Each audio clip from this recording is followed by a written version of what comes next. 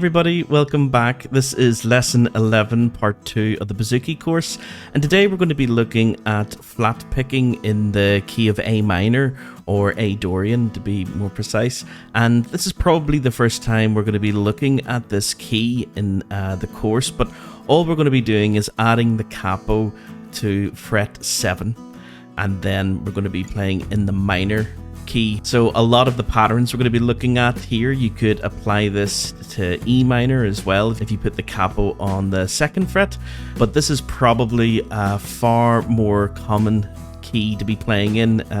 A lot of musicians will say it's got this sort of A minor feel, but it's actually A Dorian. It's probably the 2nd or maybe the 3rd most common key after D major, D Ionian, G major, G Ionian. So this is a very nice key to play in, and it's quite high up, and it makes a lot of the movements between the frets quite easy.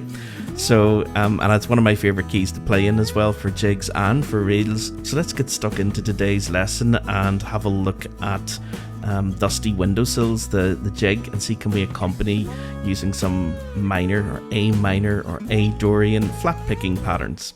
So I'm just going to change our view here. There we go. And you can actually see, guys, that I do have the reverse chord app here as well, ready to go, just to show you guys what happens here when we add the capo onto the 7th fret.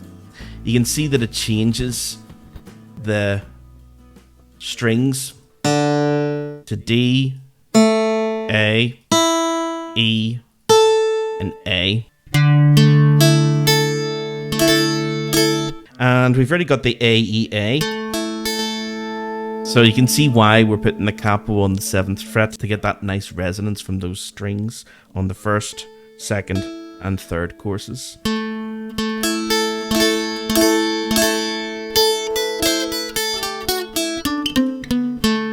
So if you remember our scale that we'll be using,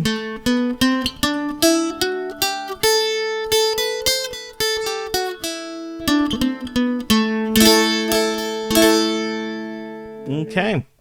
So the pattern that we use for Dusty Windowsills, I use this pattern for probably a lot more than just that jig. So there are a couple of other jigs that I've added to this course that you can also use this pattern for. I think the names of the tunes are the Lilting Banshee and the Mug of Brown Ale, two very, very common, very famous, word-known Irish traditional dance tunes, so you'll probably hear them in sessions all over the world.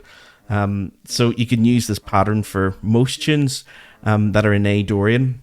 But the difference, I'm using Dusty Windowsills because it's a little bit more difficult in that it's a 3-part jig. So there's an A section, a B section, and a C section as well.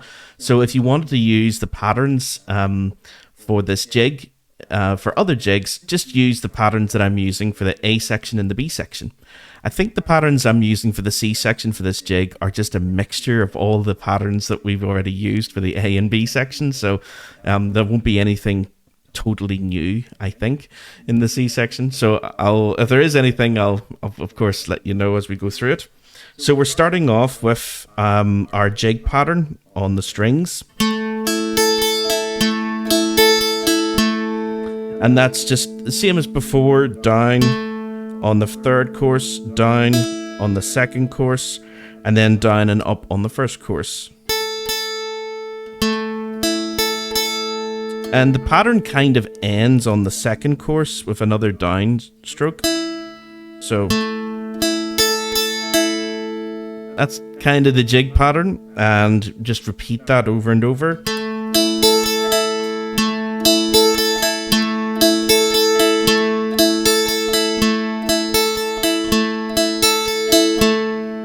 And of course, we're going to be putting in some slight variations here and there as well as we go through it, but that is like the standard, the foundation for all the other patterns we're going to be using. So we're going to start off just doing that pattern twice, so nice and open and resonant to begin with, and then that's going to be completely contrasted by what comes after. Okay. The next part then is you're going to be placing your Second finger is technically on the 10th fret. And it's a little ornament that I'm doing there. You don't have to do the ornament, this little roll. You could just do down, up, down, down. But I'm doing a little down, up, down, up, down. Down, up, down, up, down. Down, up, down, up, down. Da, da, da, da, down. Down, up, down, up, down. And sometimes when I'm doing this on, if I'm doing ornaments or rolls or any sort of ornamentation on the bouzouki, rather than using this sort of this top part here, you maybe want to turn the plectrum around a little bit and use more of this side, the sort of longer side. The side here. So rather than trying to sort of, do a fast ornament with the narrow part of the plectrum, maybe the longer side is a better place to use for these rolls. So see if you can hear the difference. Here's the short side at the top. And here's the longer side.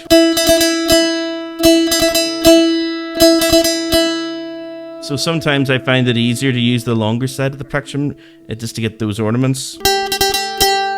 So if you prefer to play the ornament, go for it. Or if you just want to do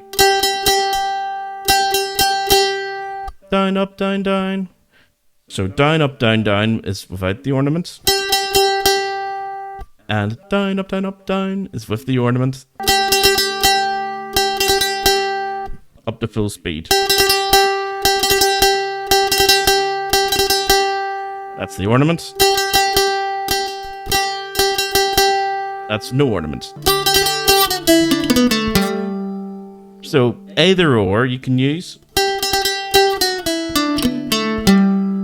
And the little run that I'm doing down the bouzouki for that, going towards the 4th course, I nearly do that run all the time whenever I'm trying to suggest this sort of chord. Now, it does look like a C pattern on the bouzouki. If you're judging it from the capo on the 7th fret, it looks like a C chord. But you'll see if I add in the frets on, if I add in the information in reverse chord. So we've got this G, D, G. So it's actually a G chord there. And the A at the top. Just, you can have that resonate out if you like, whenever you play that chord. So it looks like a C chord, but of course when we add the capo on the 7th fret, we've changed the sound entirely. And rather than doing that, I do kind of outlines the chord, that little pattern. Da da dum.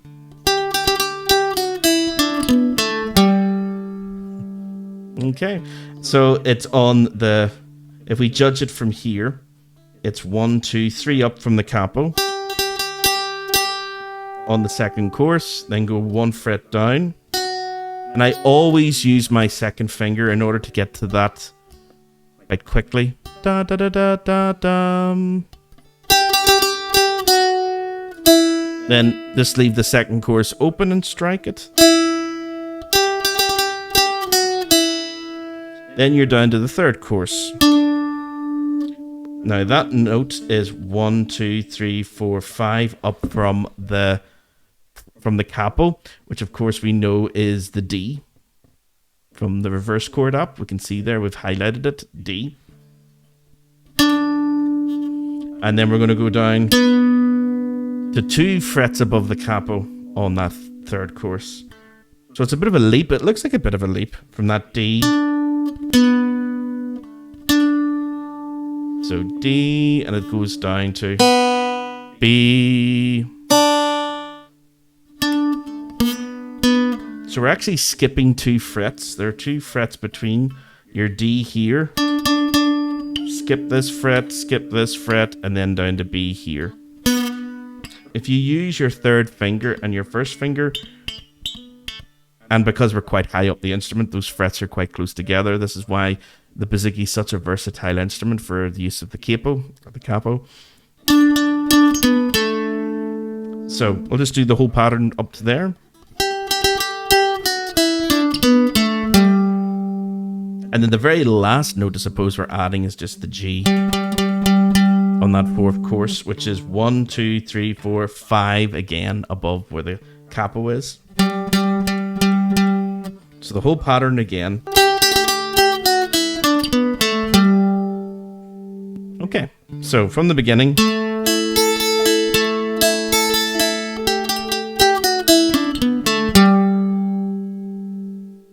Okay.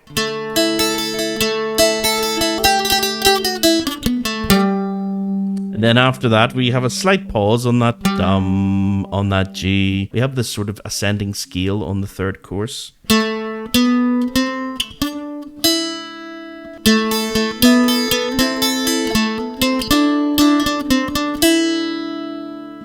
So bum dum dum.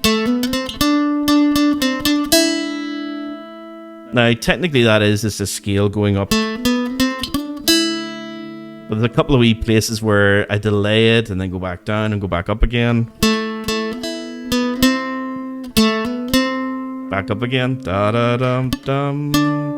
All of that is on the third course, on the 2 frets up from the capo, 3 frets up from the capo, and 5 frets up from the capo.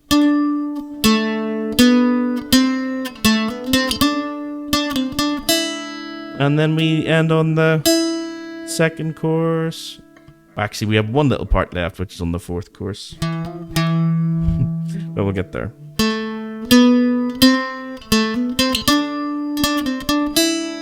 Then down to the fourth course. 2 frets up. Hammer on for 3 frets up. Da-da-dum. Then back up to your third course. Open string.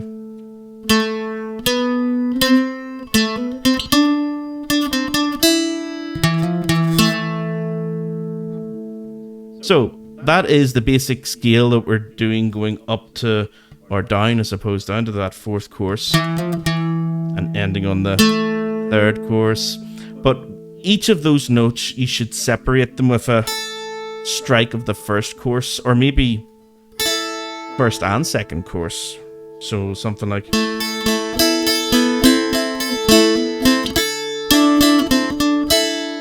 so each of those notes of that scale, you can also add the first and second course just to get more of a drone accompaniment.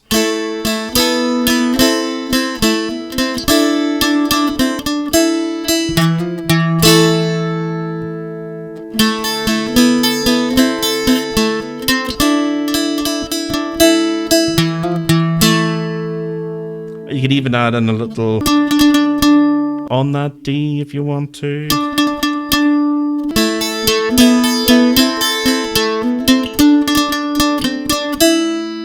I probably won't do that in the video to make it overly complicated, because there's quite a lot going on in this accompaniment already.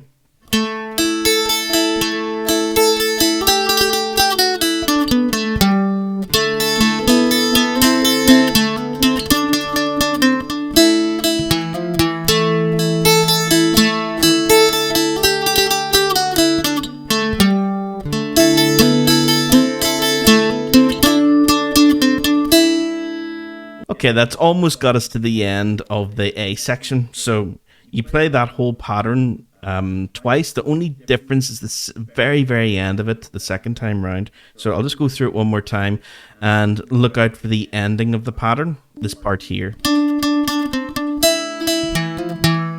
That little is something different the second time round. It is da-da-dum, which is just the third course, hammer on, 3 frets above the capo, and then the second course open. So here we go.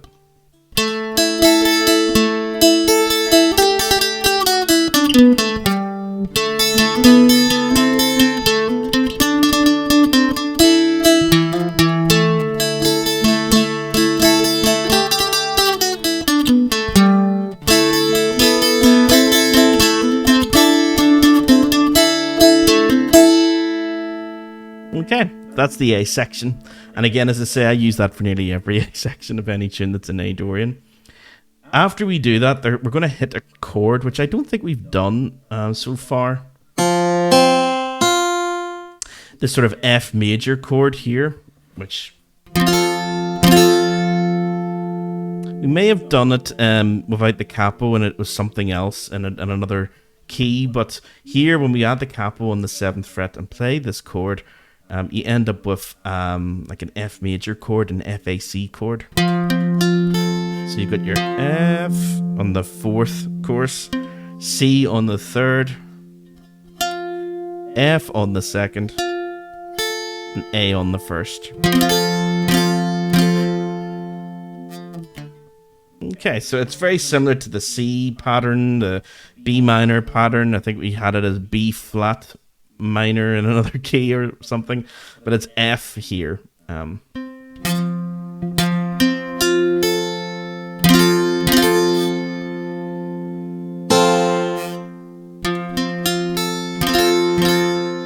So that comes after we do the... And it's just a strummed chord, that's all we do. And then do that little pattern again.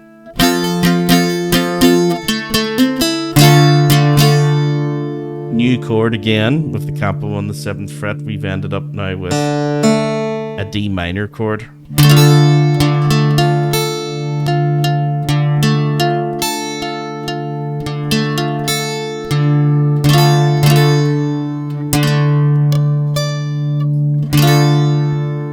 So a nice D minor chord there. So from F to D minor.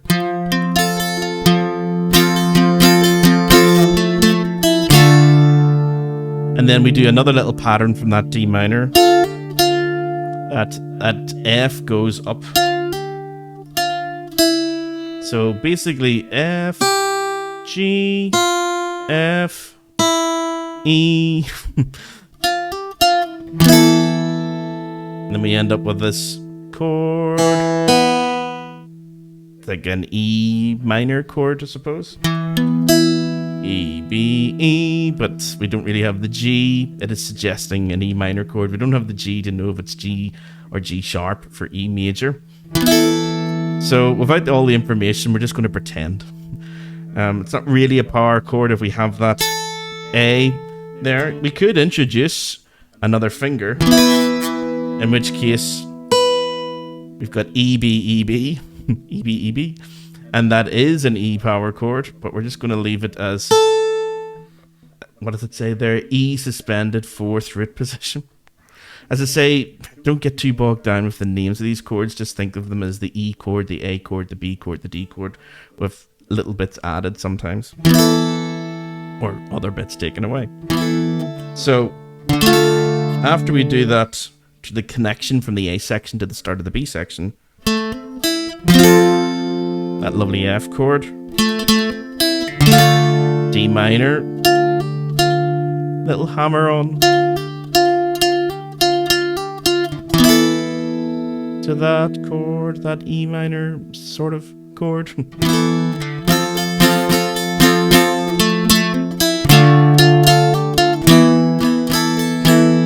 Another strummed chord, and then I do this pattern. And really that's just those 3 chords again going up and down. F, E, D, E, F.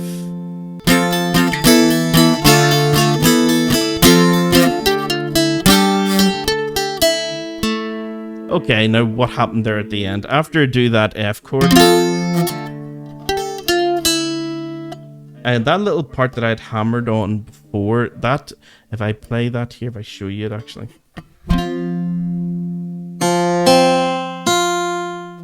Okay, so there's our F chord. And then I do this little pattern here. Da da da, which is basically the G, F, E,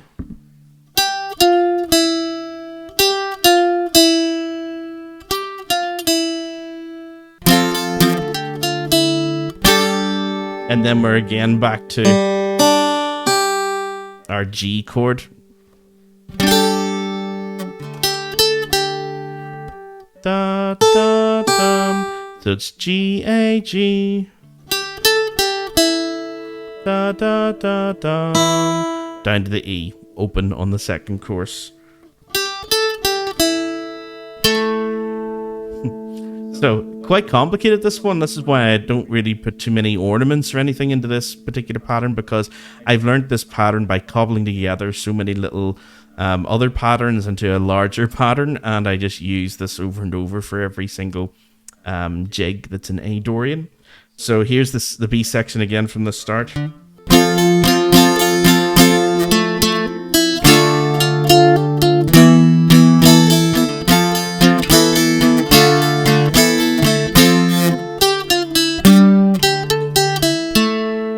It gets us back to that. So we're almost finished the B section. That's probably the hardest part of the tune that we've just actually done there.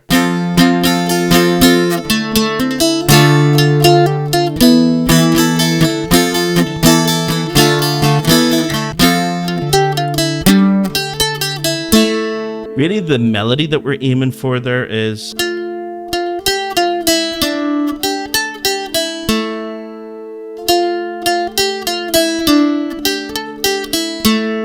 That's the melody, the melodic pattern that we're aiming for, but with all the chords, it sounds a lot more complicated.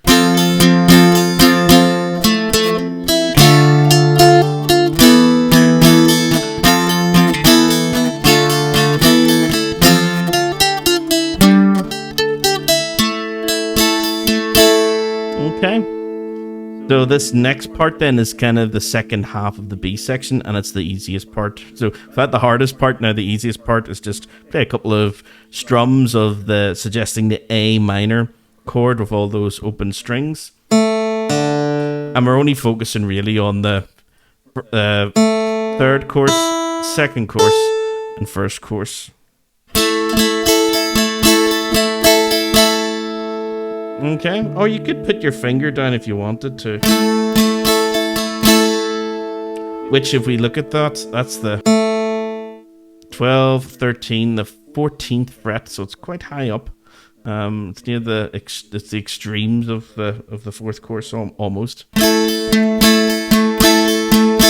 If you want to use all four courses, but some of you guys may have tuning issues there as well. I know I do a lot of the time. The heat in this room, you know, just even now, even making a video can change the tuning of your instrument over time.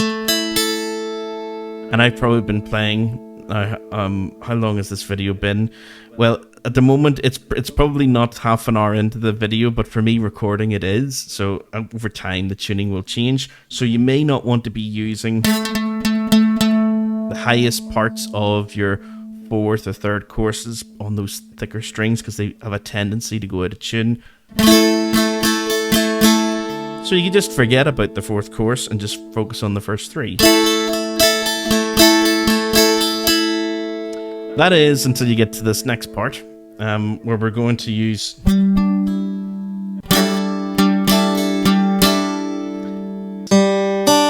going to be our G. You can, of course, add your first finger in just to fill it up a wee bit on that second course. 1, 2, 3 frets up from the capo. On the 10th fret then. Most of the time I don't. If I'm playing something quite fast, I'll just do it with 2 fingers, so I'm just going to put him back to there. So I'm only holding down those 2 fingers. There.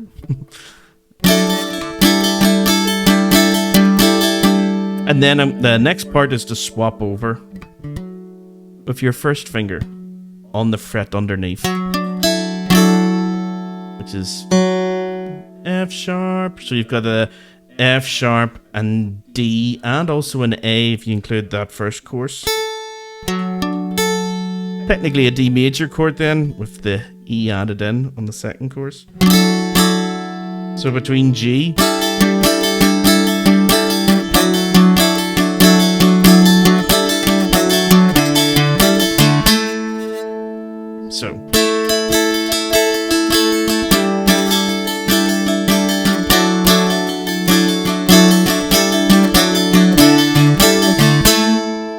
so if I just take what the pattern is all in the fourth course, because we've had a lot of patterns up high, this is a low pattern on the fourth course. It's basically just going from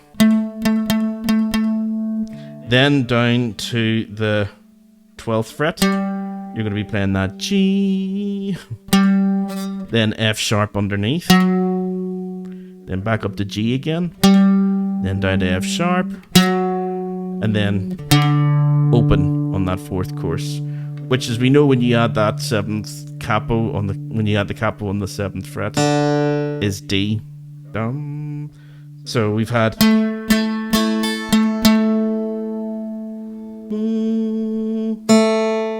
A, down to G,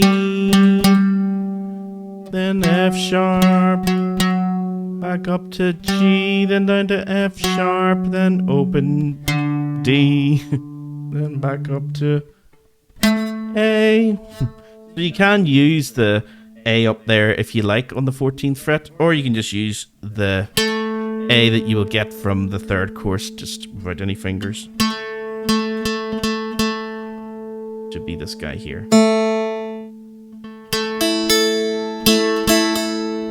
So let's try that whole B section. All in one go, it's a lot. But as I say, learn all of these patterns are stuff that I picked up over years and just put them all together. So take your time with this. And you don't have to use all of them if you just want to use simple,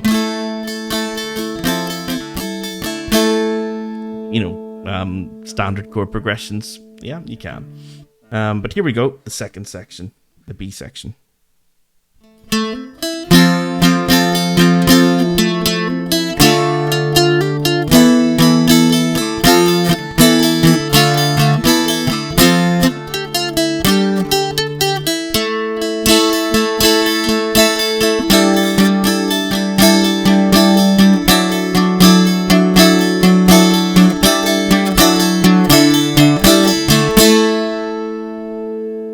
Okay. Now the final section, the C section.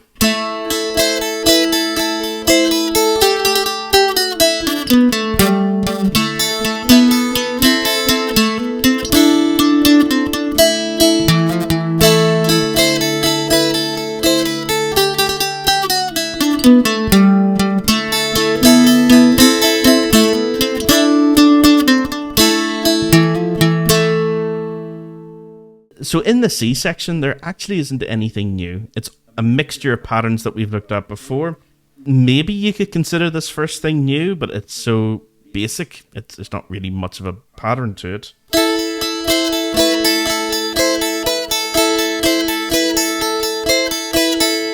So you're just playing your A minor chord, I suppose, or maybe a power chord, or whatever way you find it most accurate to describe it, and you're alternating the first course, which technically will get us, it will get us that C that we're looking for the A, C, E chord. So it technically is an A minor chord if we add that little guy in, and that is of course 3 frets above the 7th. That'll get us 3 frets above the 7th fret. That'll get us the C in that first course.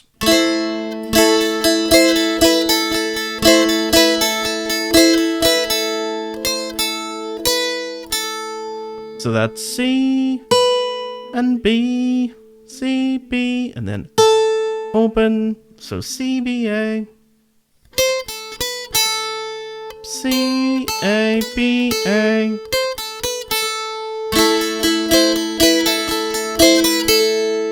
Then that same pattern that we use for that chord shape, which we call the C chord shape, but with the capo on the 7th fret, gets us the G. So C, V, A, same pattern as before, followed by the same ascending scale as before.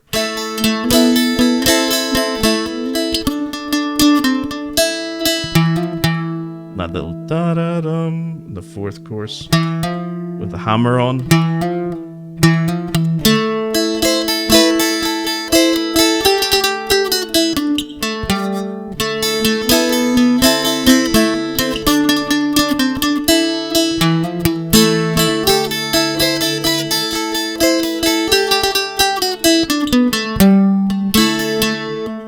So it's quite a complicated melodic patterns that we're doing here. It's almost like a counter melody. There's so much going on when you string all of these ideas together. It's more than just flat picking, open chords and scales. You're actually just adding in almost a counter melody to the main melody.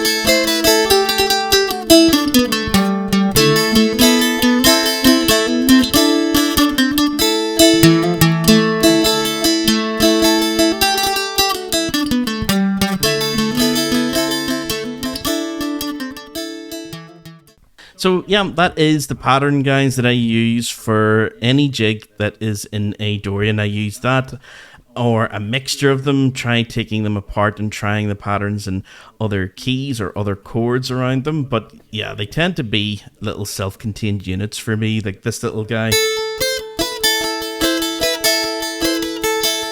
I would do that in other places and even in major keys. Only one note difference, really. And this.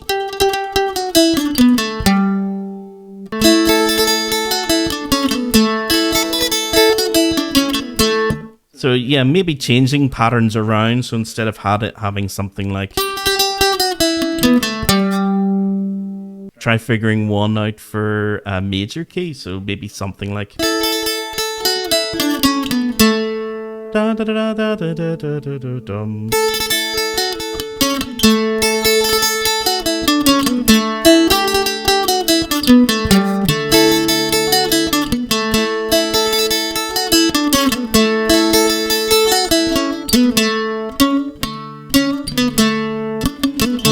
Not sure which one I prefer there. Da da da dum. Nice descending scale. Maybe a hammer on. Da da da dum. Or even just miss it out entirely. There are two da dum at the end.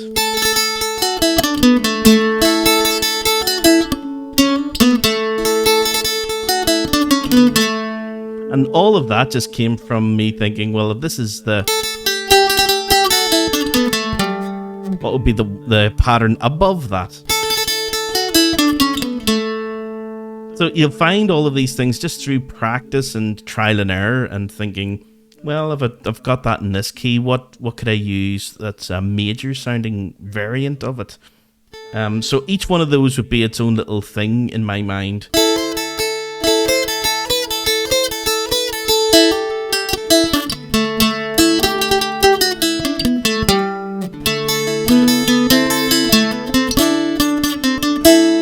That could be another one as well.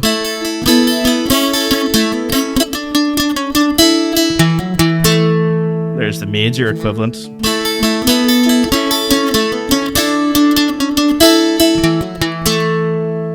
Instead of, and all, again, that's only one finger difference. Da da dum. Move that up a fret to there.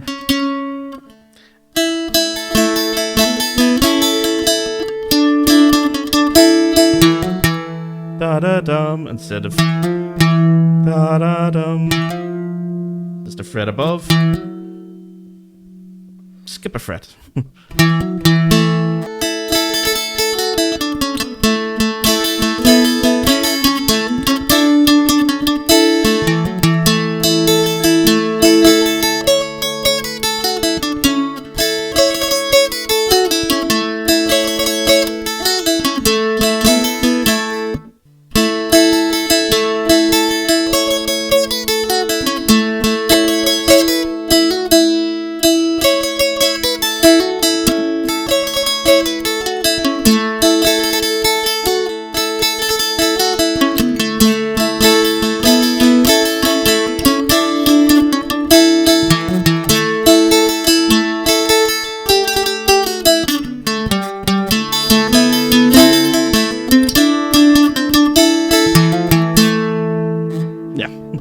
So enjoy the practicing for this one, guys, because it's probably going to be patterns that you can reuse a lot for jigs anyway. And in the next lesson, we're going to be looking at, again, the A Dorian key, but this time using a reel. The Star of Monster, I think, is the reel we're going to use. So it's going to be slightly different patterns that we're going to come across for that reel. But for jigs, you've seen that most of the stuff I do, just try adding those patterns over other tunes. So the one that we were doing was the Dusty Windowsills. So I'm just going to bring up Dusty Windowsills, the Mug of Brown Ale, and the Lilting Banshee. Okay, here's the Dusty Windowsills.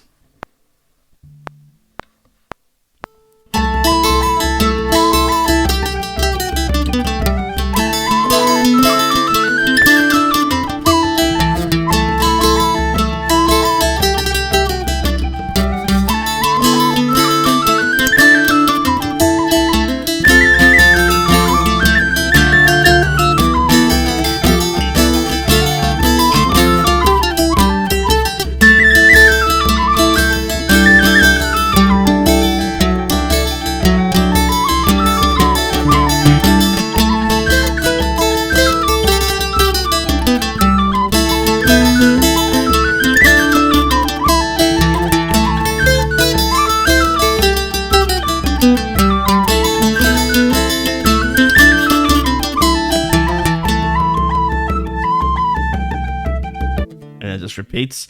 The Lilting Banshee, I'm going to do the exact same pattern but with a different tune.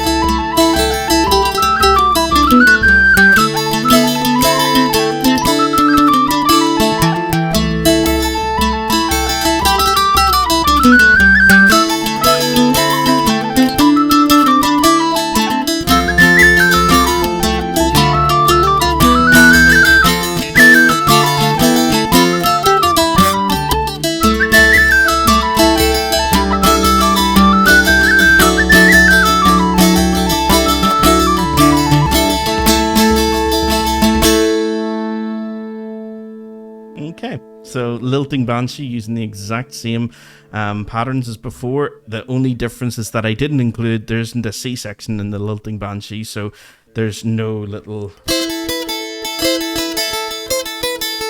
That's the only real additional part, because the rest of the C section is patterns you've already seen.